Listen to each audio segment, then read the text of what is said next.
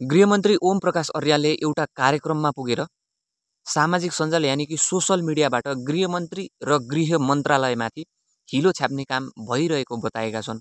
यस्तो कामले सुरक्षा फोर्सको आत्मबल थप घटिरहेको कुरामा दुःख पनि व्यक्त गरेका छन्। यतिखेर गृहमन्त्री चौतर्फी घेरामा छन्, चौतर्फी आलोचित पनि छन्।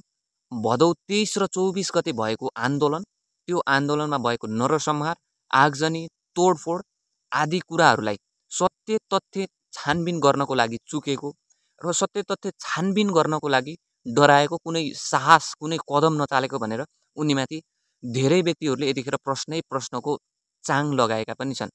भदौ 23 गते अबोध बालबालिकाहरू मारिए, 24 गते देशभरि आगजनी भयो, संसद भवन जल्यो, सर्वोच्च अदालत जल्यो, सिंहदरबार जल्यो, देशका महत्त्वपूर्ण सरकारी कार्यालयहरू जले, गैर सरकारी संस्थाहरू जले, विभिन्न व्यक्तिहरूको हत्या पनि भयो।